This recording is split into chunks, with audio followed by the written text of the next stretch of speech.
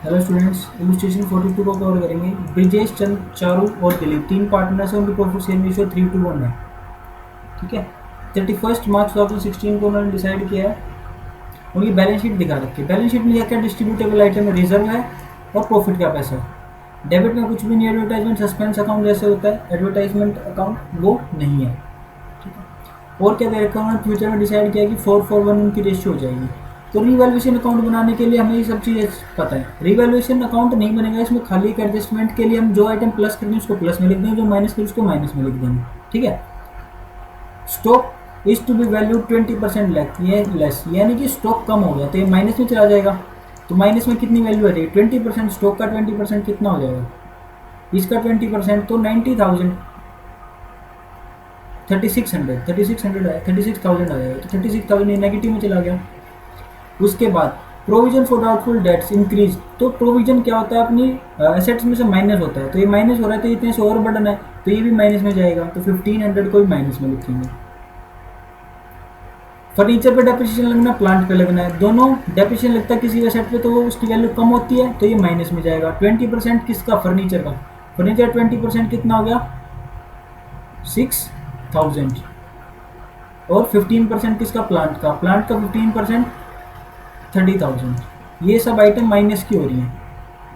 उसके बाद और क्या लिखा हुआ है, 3500 were are outstanding for salary. Salaries pay करना है, यानी increase in the liabilities, increase in the value of liabilities, वो भी क्या होता है, माइनस। तो इसको माइनस करेंगे तो ये सब माइनस के आइटम्स ऐड होगी, कितनी आ जाएंगी, 77,000 आ जाएंगी, यानी नेगेटिव में 77,000।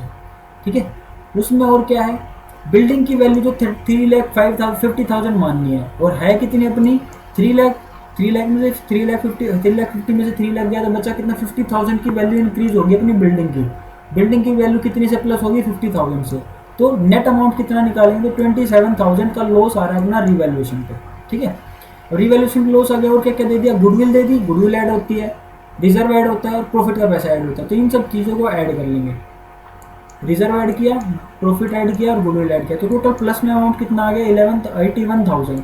ये 81,000 की एक सिंगल एडजस्टमेंट एंट्री पास करनी है। वो पास करने के लिए हमें गेनिंग और सेक्रीफाइस निकालना पड़ेगा। ये ओल्ड रेशियो, ये न्यू रेशियो। तो ओल्ड माइनस न्यू ये आपको निकालनी आती है। कितना हो जाएगा, 1/18, 2/18 और 1/18। Gaining partner capital account debit होता है तो चारों डेबिट, बाकी दोनों क्रेडिट। उसमें शेयर किस में निकालेंगे, 81,000 जो टोटल आया, इसमें इसको डिस्ट्रीब्यूट कर देंगे गेनिंग और सेक्रीफाइस रेशियो में। तो 1/18, 2/18 और 1/18 निकालेंगे तो 49,000 तो इसमें आ जाएगा, 45,500 इसमें आ जाएगा। अब चारों की कैपिटल डेबिट हो रही है, मतलब कम हो रही है। चारों की कैपिटल 9,000 से कम हो जाएगी और इन दोनों की 45,500 से बढ़ जाएगी। तो बैलेंस शीट जो बनाएंगे तो चारों की कैपिटल को इतने से 9,000 से कम कर देंगे और इन दोनों की 45,500 से बढ़ा देंगे। बाकी कोई चेंज नहीं किया जाए, बाकी यूपी बैलेंस शीट बनेगी। क्योंकि देखते हैं, 4500 से बढ़ गई, इसकी 4500 से बढ़ गई, इसकी 9000 से कम हो गई। बाकी किसी भी चीज़ में कोई डिफरेंस नहीं शो कर रखा हो, क्योंकि एक सिंगल एडजस्टमेंट एंट्री से हमें सब कुछ करना था। पहले हम क्या करते थे, सब चीज़ें से प्रोविजन बढ़ा था, प्रोविजन बढ़ा के लिखते थे। स्टॉक बढ़ा घटा था, उसको घटा के लिखते थे। जैसे बिल्डिंग बढ़ी थी, बिल्डिंग को बढ़ा के लिखते थे। ये सब चीज़ें करते थे। बट अब इस केस में ऐसा कुछ नहीं करना है।